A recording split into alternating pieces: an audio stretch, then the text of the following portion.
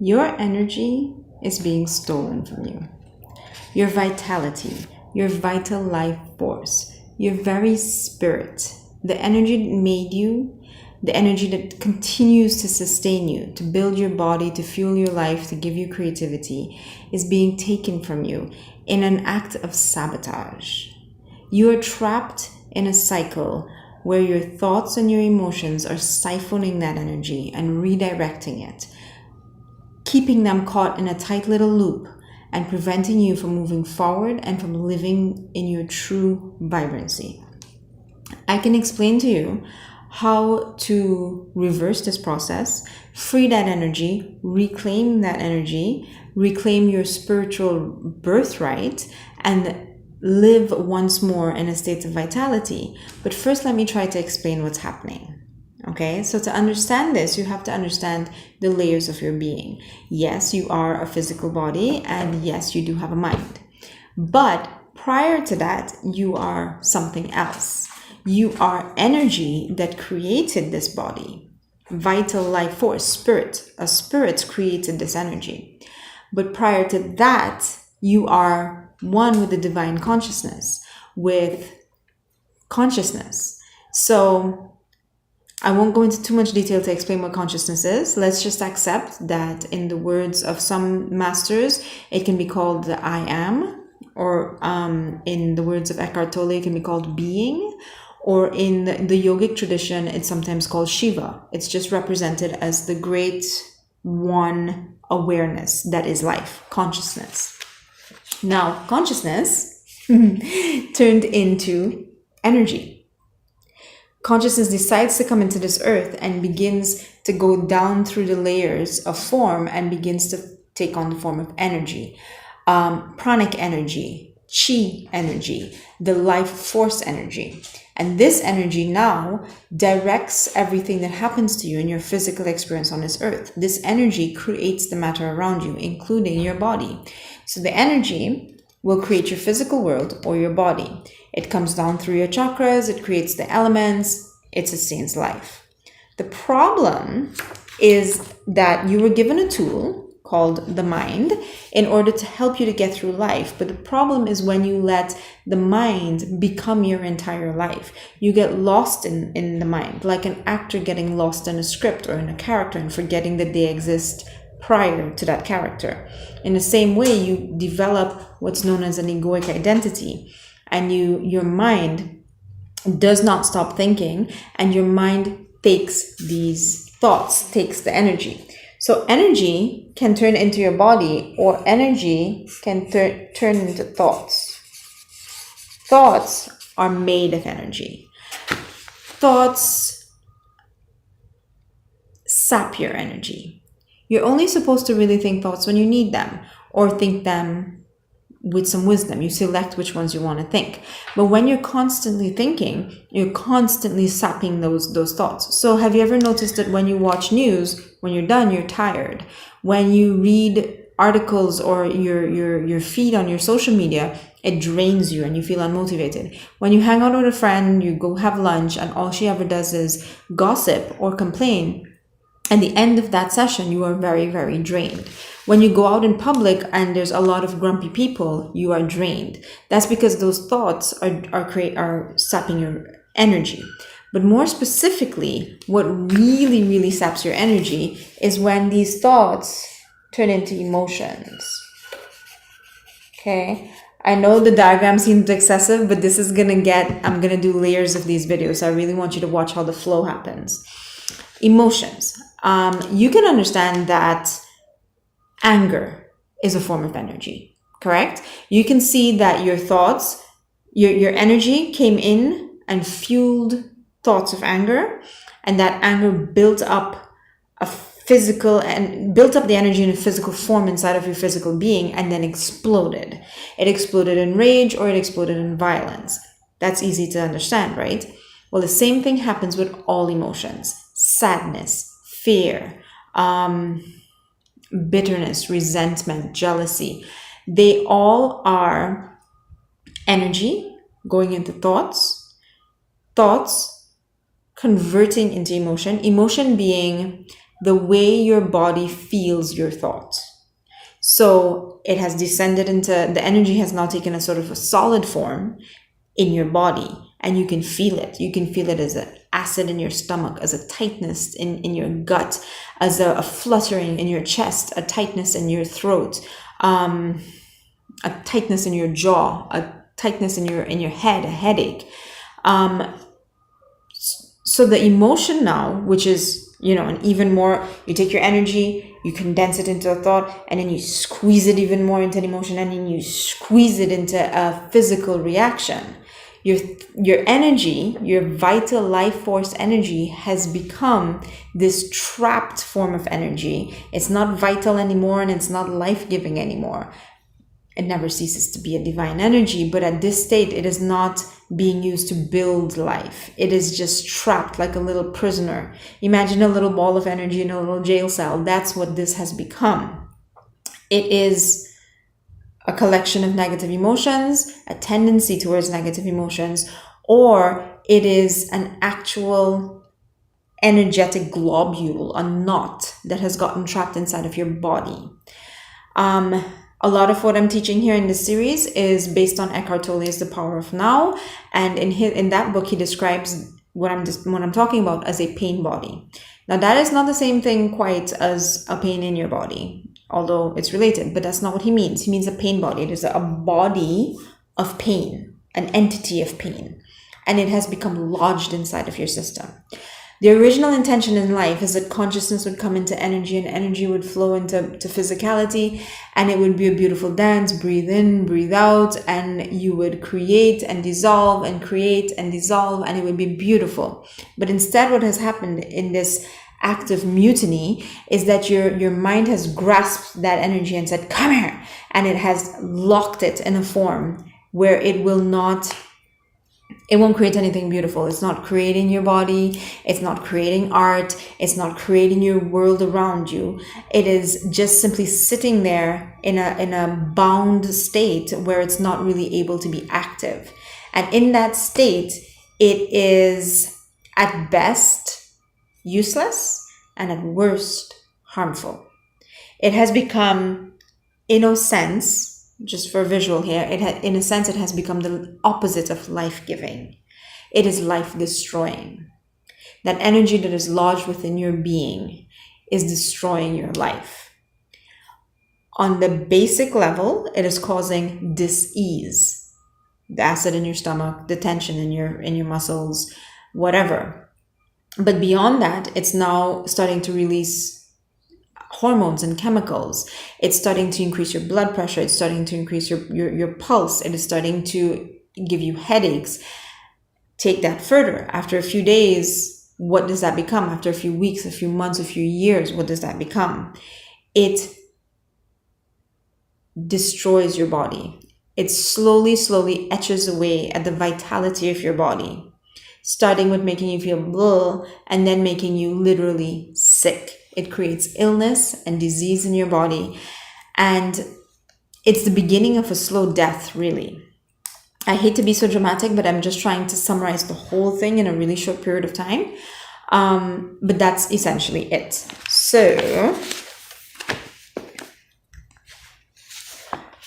back to this. Consciousness had intended to go into energy, to take the form of energy, to create the physical world. The mutiny or the sabotage occurs when the mind takes this energy and redirects it to thoughts and to emotions. And a collection of those thoughts and emotions becomes what's known as the pain body. Right? The pain body is an entity. I personally think, now use whatever vocabulary you want, but in my world, I think of this pain body as a demon. It has possessed me. It is inside of me. And the thing that you have to understand about pain bodies is that they need to be kept alive.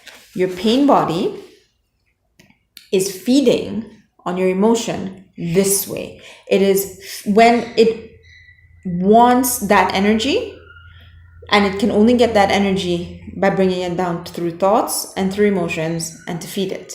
So it will constantly create or put more thoughts here for you to send more energy to create that emotion for it to feed. The pain body is, by definition, a globule of pain. You don't end up with a globule of joy stuck in your knee joint. It's always pain. And pain can only feed on pain. If you were to think of energy as having a nature, like there is positive energy, negative energy, there's life-giving energy, life-destroying energy, there's joy, love, and peace, there's pain. When energy takes that shape of pain, it is what your pain body craves. So your pain body is going to try to get that pain style energy from anywhere that it can. And that means it's going to get it from you, your being, in the sense that it will get you to think pain causing thoughts so that you can create pain emotions so that it can feed off of this. Or it will find it in someone else. So this is where, if you remember the video I did on energy vampires, you can go look that up on my channel. That's where other people who have very active and awake and hungry pain bodies will come to you and say, will you feed me? So some people will come to you and say, will you feed me with hate? Will you feed me with jealousy? Will you feed me with fear? And they will poke your buttons and they will try to trigger you to release that flavor of energy, that favorite food that their pain body needs. The thing about this is that your pain body, there are pain bodies inside of you. Your pain body is also seeking to feed. So if you find that you're always clashing with someone, you're always clashing with your sister, you're always clashing with your coworker, whatever it is their fault that their state of unconsciousness, they have lost the consciousness. They're no longer aware of what they're doing and directing energy through their life to create life-giving force. They have fallen unconscious and they are completely under the spell of this pain body. They are at fault for wanting the pain from you. But the fact that the two of you are going at it means that your pain body is also at fault. You have fallen unconscious, you have become possessed by your pain body, and you are feeding them, and you and that person are going at it back and forth. And you can do this for your entire life. You can do this for years and decades. You will especially see this in the relationship with siblings. Isn't it true that every time you get together with your brother, your aunt, your whatever, you fight? And you're like, oh, why is it that every Thanksgiving, every Christmas, there's fighting? It's because your pain bodies evolved together in childhood. It happens with parents. It's why we sometimes can't get along with parents. It happens with coworkers, and you know what? It happens with our significant other, our partners. It's why husbands and wives fight all the time, and it doesn't make any sense. But anyhow, I don't want to get too distracted. We're going to go into more about the pain body soon.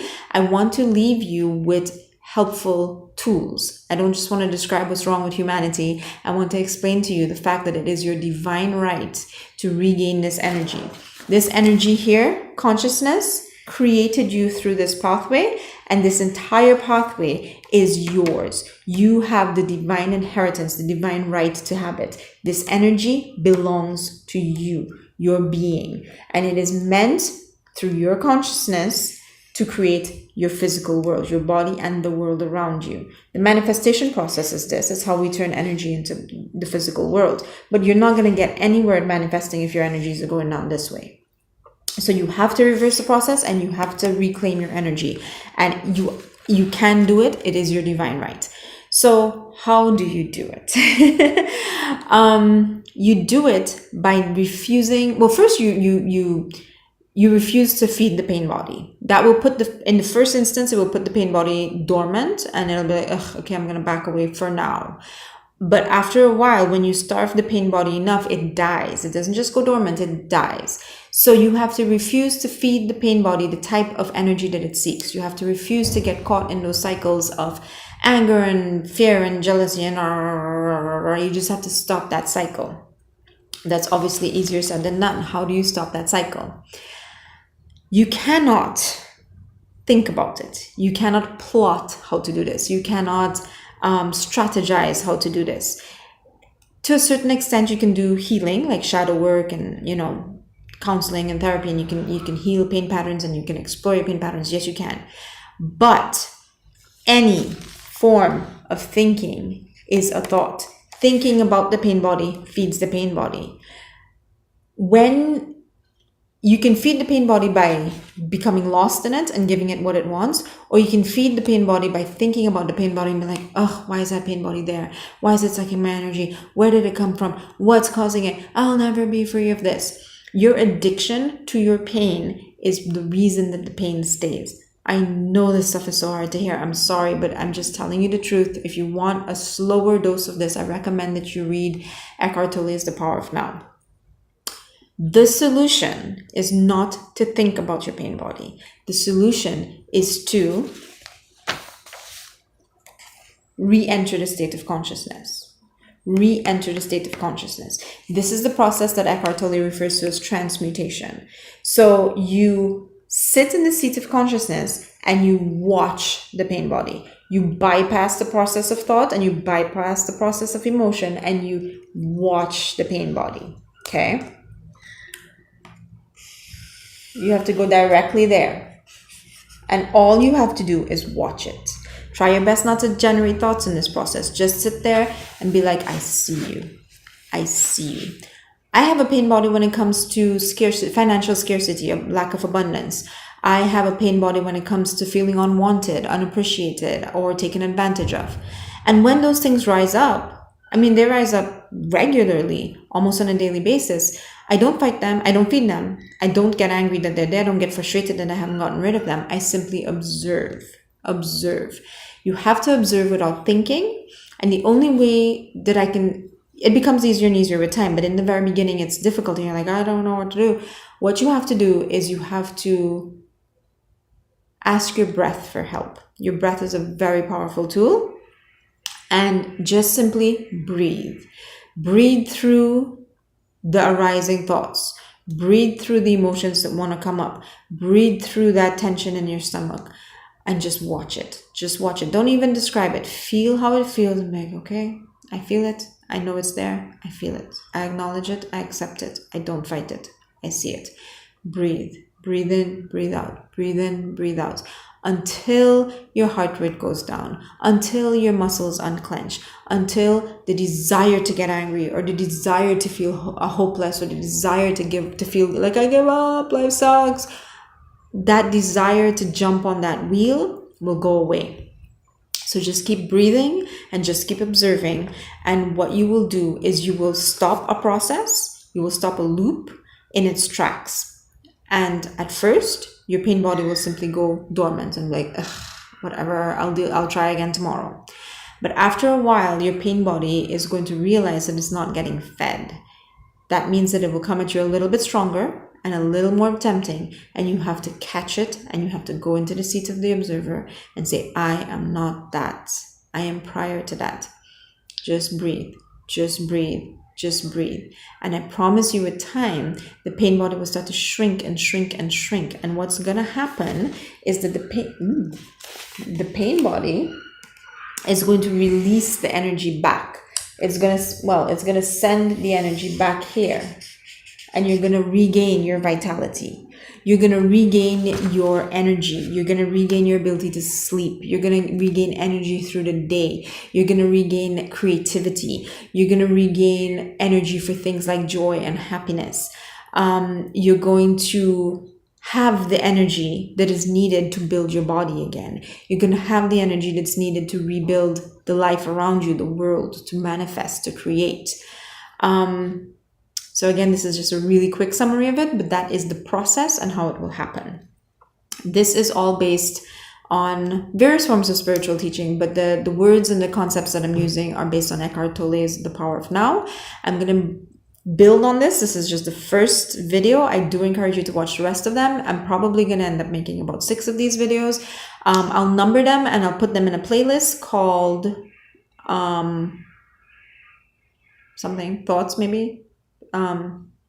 Pain, thoughts, something like that. I'll put it in a playlist. Wherever you find this video, it's in the same playlist. And then at the end of it, I'll probably stick all of them together in case there are people out there that want to watch a 1-hour long video. Anyhow, let me know how you're understanding this, how you're responding to it. And stick around. Within the next few days, I will create and deliver all 5, 6, 7 of these videos, and they will teach you how to regain everything in the process. Thank you for your continued support. I enjoy your comments. I enjoy your messages. Have a lovely day, and I will see you soon.